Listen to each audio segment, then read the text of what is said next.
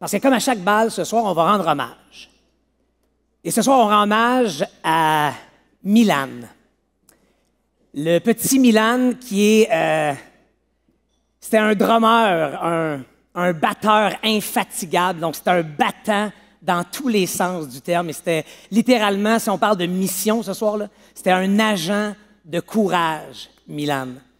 Et puisqu'une image vaut 1000 mots, découvrons ensemble qui est Milan.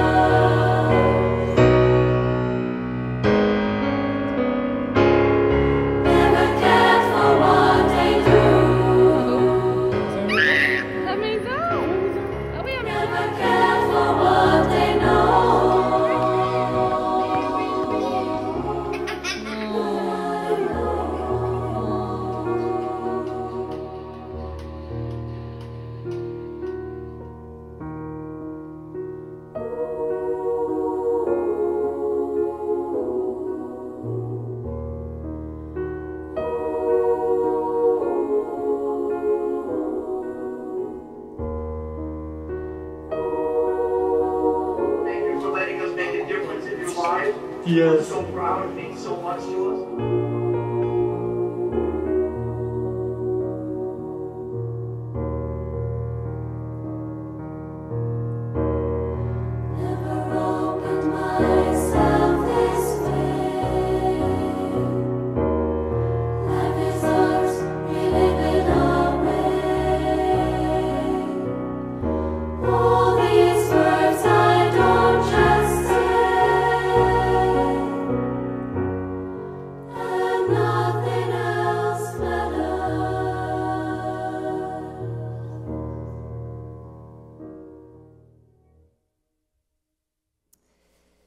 Mesdames et messieurs, accueillez les parents de Milan, s'il vous plaît. Catherine Perrault et Yannick Rossignol.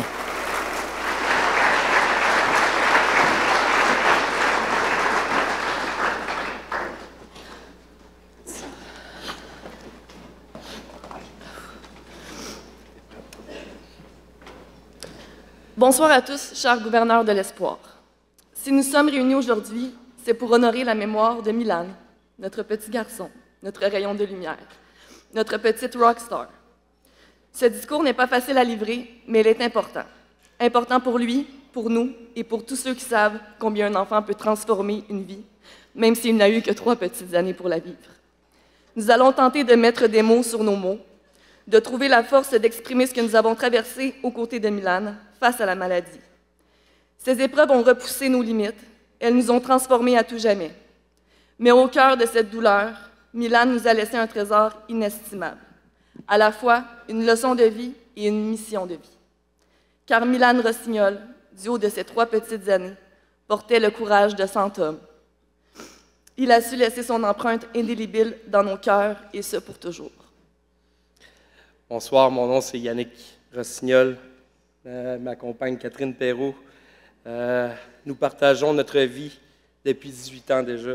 Et même à travers les tempêtes, nous continuons de nous choisir pour que notre amour a toujours su être plus fort que tout. Nous avons 3 enfants. Coralie, 14 ans, celle qui nous a fait parents pour la première fois.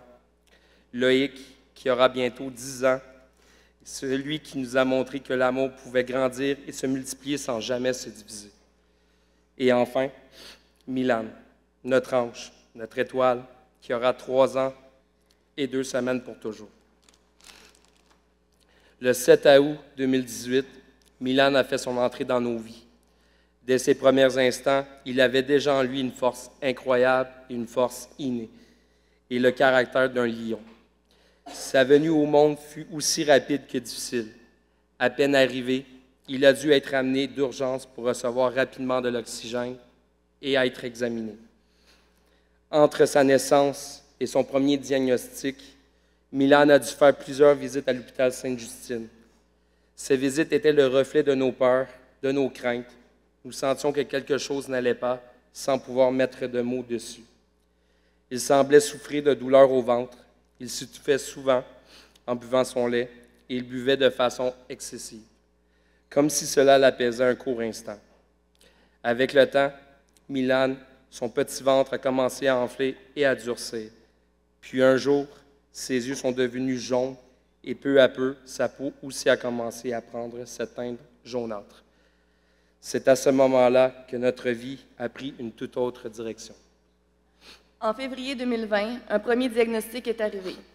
La maladie de Carolie. Il s'agit d'une maladie hépatique congénitale rare, caractérisée par des dilatations kystiques des voies biliaires à l'intérieur du foie. Une maladie presque inconnue avec très peu d'avancées médicales et très peu de recherches. Nous étions sous le choc. Enfin, nous avions un nom à mettre sur les souffrances de Milan, un nom qui, drôlement, ressemblait au nom de sa sœur Coralie, mais ce nom était lourd de sens, effrayant, porteur d'incertitude. Ce fut un premier séisme dans notre vie de parents. Puis, en novembre 2020, un deuxième diagnostic est tombé, encore plus brutal.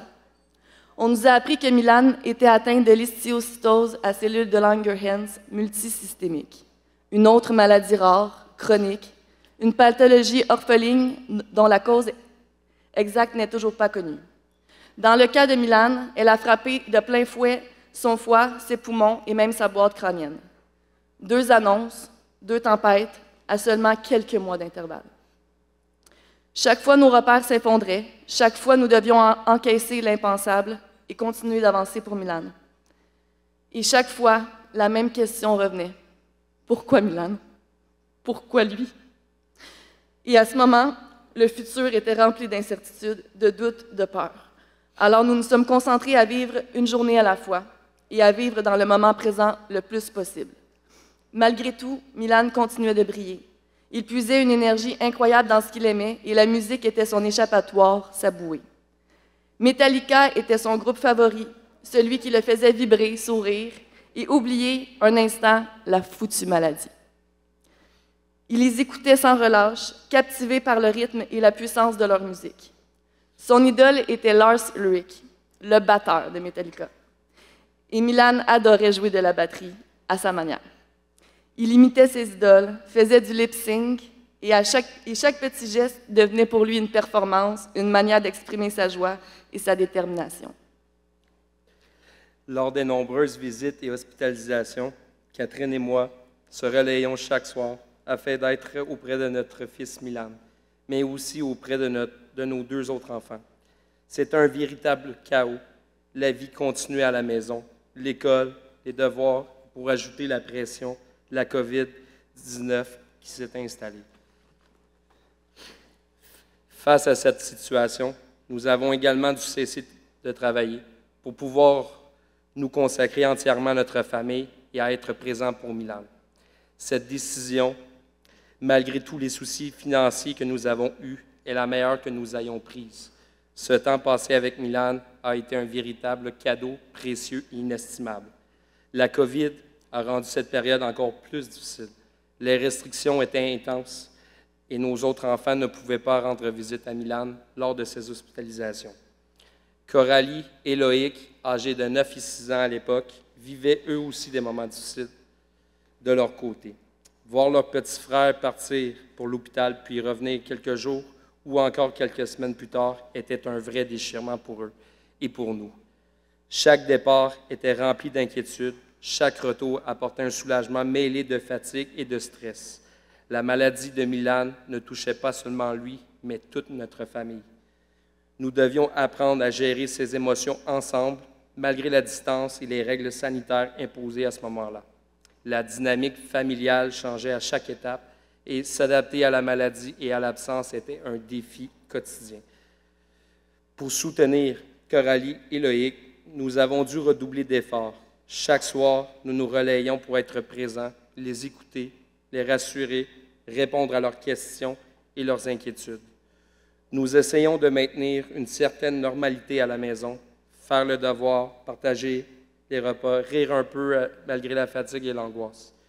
Même si la maladie de Milan nous accaparait tous, nous voulions nos enfants sentir qu'ils faisaient partie de ce combat, qu'ils étaient aimés et protégés.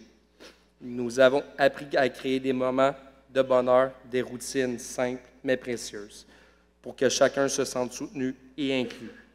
Cette épreuve nous a rapprochés et nous a montré que même dans la tourmente, l'amour et la solidarité familiale pouvaient être une force immense. Le soutien de ma mère, la mamie de nos enfants, a été essentiel durant cette période. Elle nous a aidés avec les enfants à la maison et parfois elle venait même à l'hôpital passer un doux moment avec Milan. Cela nous permettait de passer un jour ou deux en famille. La présence de mamie nous a permis de respirer un peu, de soutenir nos enfants et de tenir le coup face à cette épreuve. Grâce à elle, Milan a pu avoir ses instants avec papa et maman, tout comme Coralie et Loïc ont pu vivre des moments de proximité avec nous. Ces gestes simples mais essentiels nous ont permis de continuer à être présents pour chacun de nos enfants malgré la maladie. Pourtant, même lors de ces rares moments où nous étions les 4 réunis, il était difficile de ne pas ressentir que Milan était loin de nous. Mes pensées partaient dans toutes les directions. À quoi ressemblerait notre vie si Milan n'était plus là? En m'imaginant ça, le constat était tel que nous nous retrouvions toutes les 4. Et les larmes pouvaient me monter très rapidement. Il y avait souvent cette impression de porter un masque, sourire pour nos enfants, rire pour essayer de préserver un peu de normalité, alors que l'angoisse, la peur s'invitaient s'en mêlant à ces instants précieux, rendant chaque sourire encore plus chargé en émotions.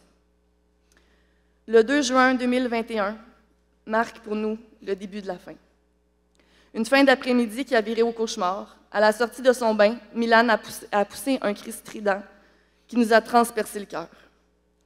Un cri de douleur intense. Je l'ai vu, en proie à la douleur et à l'épuisement, lutter pour respirer. Rapidement, sa peau est devenue bleutée. Le manque d'oxygène provenait d'un pneumothorax. L'un de ses poumons venait de s'effondrer. Ce fut le premier, mais malheureusement, pas le dernier.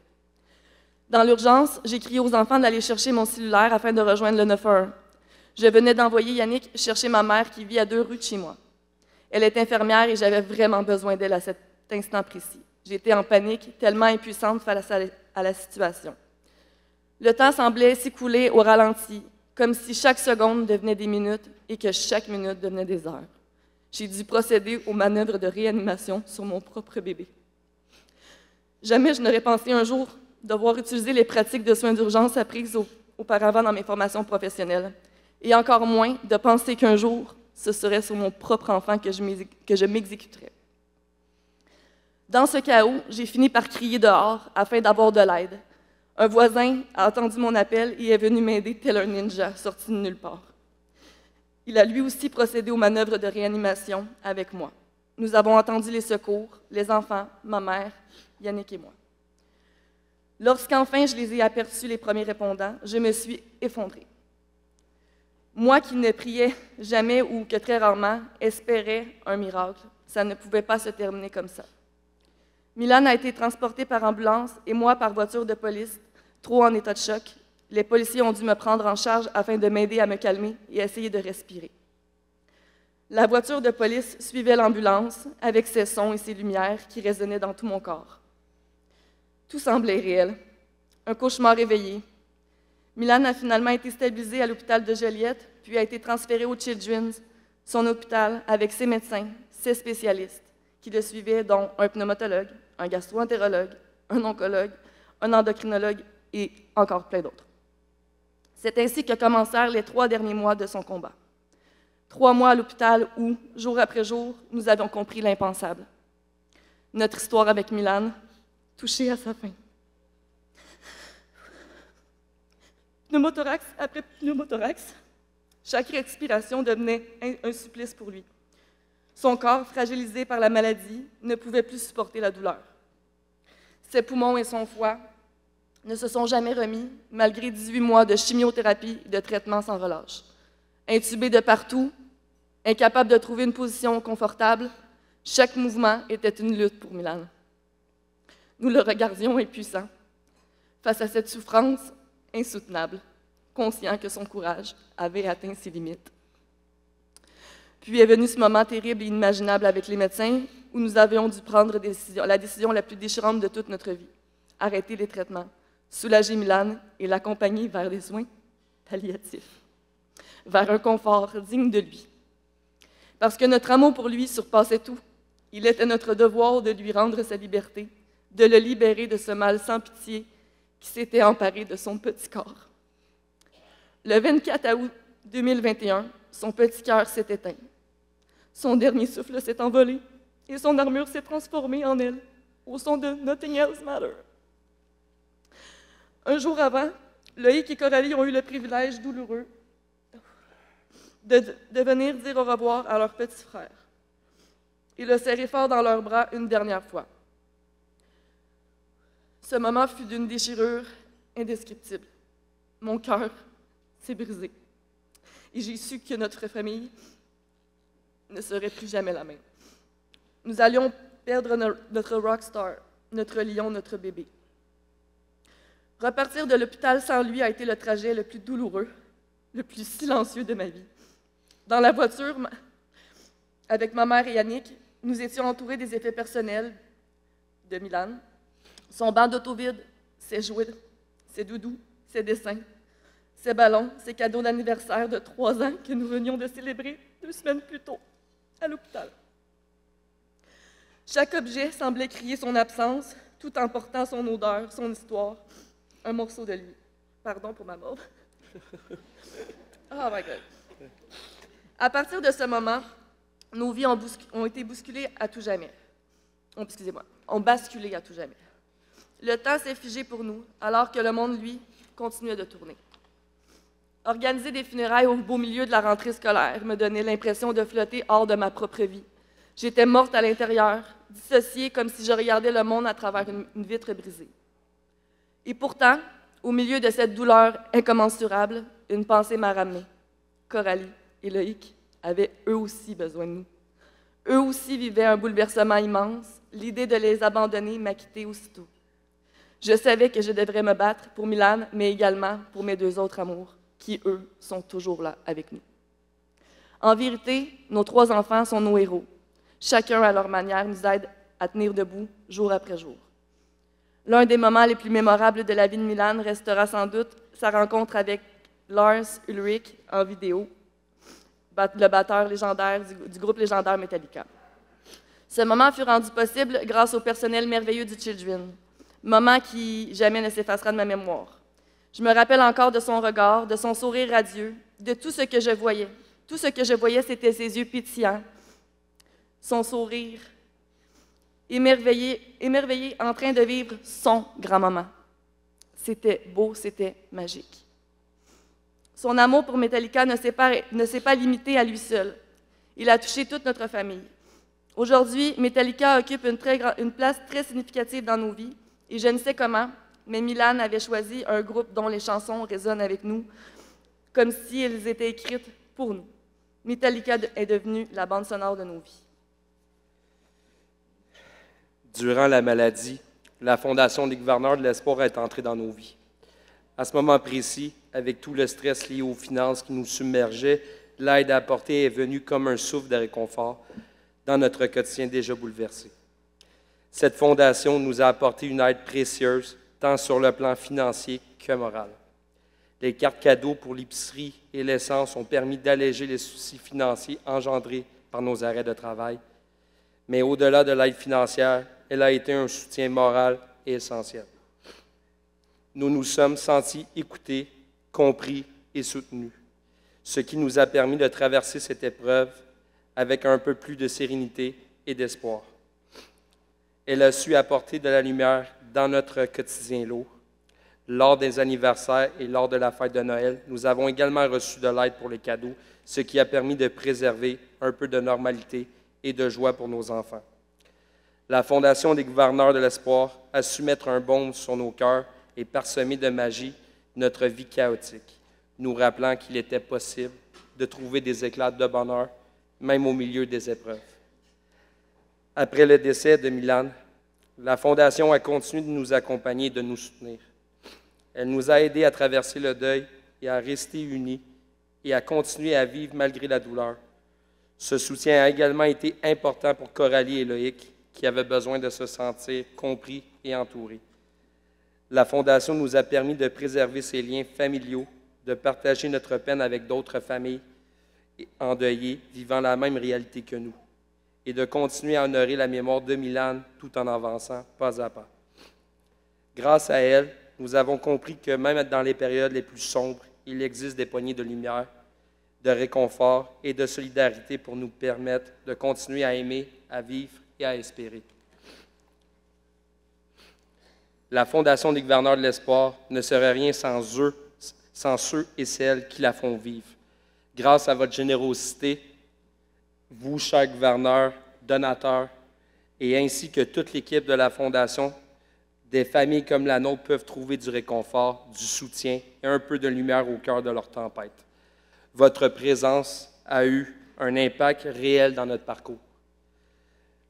Pour nous et pour ces familles, c'est une main tendue, un souffle d'humanité, une preuve que la compassion peut encore tout changer. Alors, du fond du cœur, un gros merci. Merci à vous tous. Merci infiniment de donner année après année, de près ou de loin. Sachez que vous faites une énorme différence, une famille à la fois, et la nôtre n'oubliera jamais tout ce que vous avez fait pour nous. Nous avons d'ailleurs des projets proches et des projets futurs pour l'avenir. Très prochainement, notre boutique en ligne Rock & M verra le jour. Elle aura notamment pour mission de soutenir la Fondation des gouverneurs de l'espoir, une manière pour nous de remercier ceux qui nous ont aidés et d'apporter à notre tour du soutien aux familles dont le quotidien est bouleversé.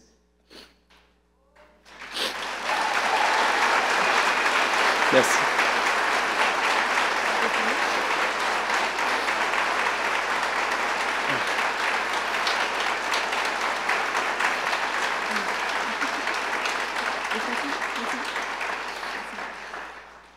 Lorsqu'on voit des enfants ayant l'âge que Milan avait eu au moment de sa mort ou l'âge qu'il aurait aujourd'hui, nous sommes frappés par la fragilité de la vie et ce que nous avons perdu. Coralie et Loïc vivent eux aussi cette douleur, chacun à leur manière, et il est difficile de les voir grandir avec ce vide au milieu. Nous avons l'impression de vivre deux vies en parallèle, celle d'avant la maladie, pleine de projets, de rires, et celle d'après, marquée par l'absence, la douleur et l'adaptation constante. La culpabilité nous accompagne parfois de ne pas avoir pu protéger Milan, de ne pas être pleinement présent pour tous nos enfants à chaque instant. Et ce vide immense qui persiste dans notre quotidien, dans nos rituels et dans nos souvenirs.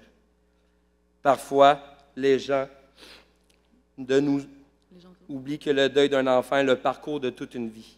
Chaque jour, chaque mois, chaque année, nous ressentons encore l'absence de Milan. Les anniversaires, les dates significatives telles que sa naissance et son décès, et même les fêtes comme Noël ou encore l'Halloween restent des rappels douloureux de ce qui nous manque. Aujourd'hui, je porte mes tatouages et mes cicatrices de vie comme j'aime les nommer, tels des fragments précieux de mon histoire. Les traces laissées par mes grossesses sont devenues pour moi un livre vivant, celui de mes 3 enfants. Chacune de ces marques est unique et précieuse et désormais, je les regarde avec fierté. Elle me rappelle que Milan a existé, qu'il a laissé son empreinte non seulement dans ma chair, mais dans ma vie, dans notre famille et dans tout ce que nous sommes devenus. Milan nous a laissé un héritage précieux, bien au-delà des années qu'il a vécues parmi nous. Il nous a appris à être forts, à puiser la force dans les moments les plus sombres, à trouver de la lumière même dans la douleur. Chaque sourire, chaque éclat de rire et chaque petit geste de sa part étaient autant des leçons de vie. Il nous a montré que l'amour ne se mesure pas au temps, mais à la profondeur des liens que l'on tisse. Il nous a appris à vivre pleinement le moment présent et à apprécier chaque instant, chaque souffle que la vie peut nous apporter. La vie est un privilège trop souvent oublié. Aujourd'hui, nous vous avons partagé l'histoire de Milan, Super Milan, notre fils, notre étoile. Son courage, sa lumière et tout ce qu'il nous a appris resteront jamais aggravés dans nos cœurs.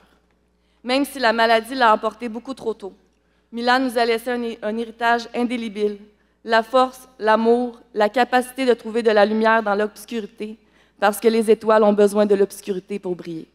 Il nous a appris à chérir chaque instant, à aimer sans compter et à vivre pleinement malgré les épreuves.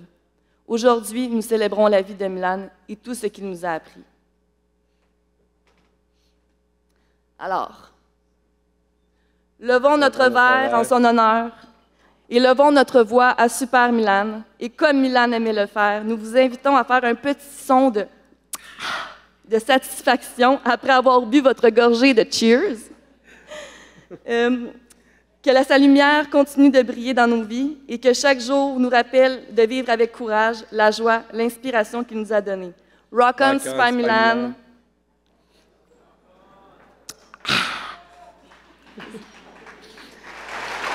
Une petite dernière chose pour rajouter quelque chose. Milan, nous t'avons protégé jusqu'au bout de ta vie. Et nous protégerons ta mémoire jusqu'au bout de la nôtre. On te le promet.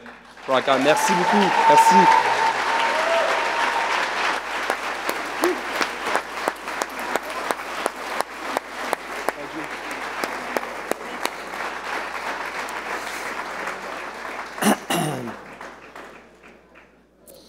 Toujours agréable de prendre la parole après ça. Ça valait la peine de se faire un maquillage, les filles, hein? Merci beaucoup, Catherine et Yannick, pour cette leçon de courage, cette lumière de Milan que vous continuez de faire briller dans votre quotidien, mais ici particulièrement de vous prêter à l'exercice ce soir. Et fidèle à la tradition, la Fondation a un bien modeste quelque chose pour vous, et c'est une étoile. Une vraie étoile enregistrée dans le grand registre stellaire. Et avec une application, vous pourrez retracer partout où vous êtes sur la planète, en tout temps, l'étoile de Milan, une étoile qui porte le nom Milan Rossignol. Merci. Et sur le certificat officiel, il est écrit « Milan nous a laissé un héritage précieux, la force, l'amour et la capacité de trouver la lumière dans l'obscurité, parce que les étoiles ont besoin de la nuit pour briller. Nothing else matters. » Rock on, merci. Merci énormément, vous. Merci beaucoup. Merci à tout le monde. Merci. Merci beaucoup. Pour prolonger l'élan de générosité qui est contagieux auprès des gouverneurs, il y a une gouverneure de l'Espoir, Joëlle Verdon, qui a tenu à payer votre cotisation pour l'année 2026. Parce qu'en étant gouverneur de l'Espoir, vous allez pouvoir être parmi nous ici l'année prochaine, simplement comme invité d'honneur pour profiter de la soirée. Alors, en son nom et au nom de la Fondation, merci énormément. Merci. Et vous êtes désormais des gouverneurs de l'Espoir. Yes. Merci beaucoup, Karine. On va t'en dépasser vraiment. Merci.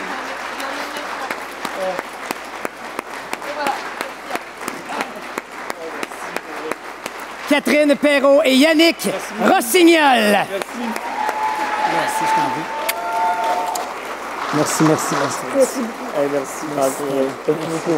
C'est une parcours incroyable. Merci, c'est vous autres. C'est vous autres. Merci.